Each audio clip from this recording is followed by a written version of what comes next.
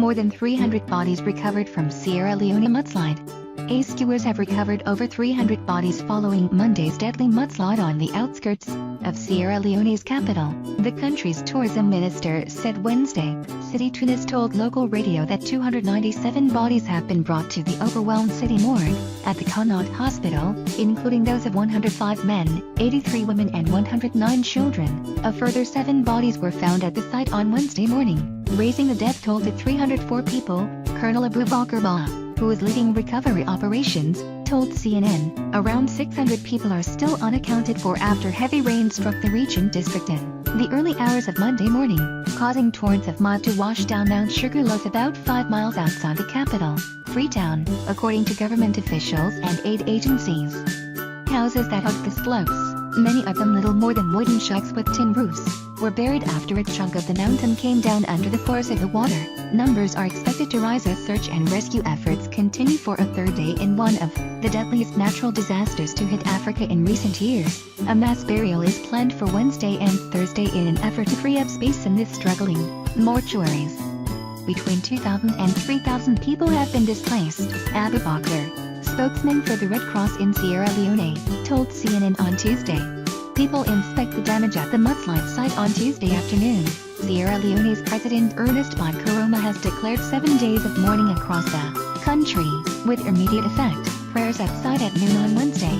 The country came to a standstill for a minute's silence to honor those who died in the tragedy. Bishop John Yambasu, head of the United Methodist Church, led prayers from the scene of the mudslide. He had come to visit the site to pay his respects where a congregation had held an overnight vigil. "We have been through 10 years of war, then Ebola and now this. Have mercy on Sierra Leone, Father," he intoned. Residents look on as workers remove wreckage from the region area of Freetown, after landslides struck the capital of the West African state on Monday. A satellite image shows the extent of the devastation. Volunteers search for bodies at the scene of the mudslide, which was caused by heavy rains. James Chufulu, national director of the charity World Vision in Sierra Leone, described the scenes as heartbreaking, with the sounds of wailing and mourning everywhere as rescuers continued to work against the clock to pull survivors from the rubble. Many residents of the hilltop community were still asleep in their beds when the disaster hit. "It's disturbing that so many lives have been lost following this heavy rain and mudslide," Chufulu said. "But it's most disturbing that many children in their school uniforms were unfortunately fatally caught up in the landslide and many more are homeless, orphaned and will be without food and clothing for days to come. This certainly calls for immediate action." Many still coming to terms with disaster, save the children's staff member Ramachud Jala was near the scene as the tragedy unfolded. "We were driving on the main road out of Freetown past Regent when a lady ran onto the road and started gesticulating wildly," she called out to another lady who had been riding a bike in front of us who, after a brief conversation, started crying and looked very upset. She said, "It was clear from their reactions that something terrible had happened." Soon afterward, another man ran towards our car. He was crying about the number of lives that had been lost. As we continued down the road, we could see there was a serious issue.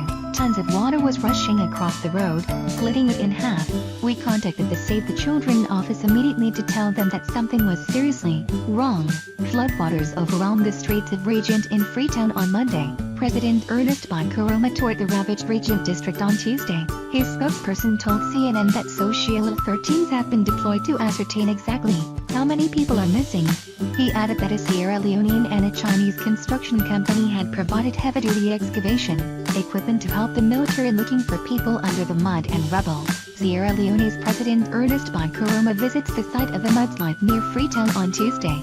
Flooding is not unusual in the region, which is currently experiencing its rainy season, but this year has been particularly wet, with Freetown receiving more than 27 inches of rain between July 1st and August 13, more than double the average of 11.8 inches, according to the U.S. National Weather Service's climate predictions.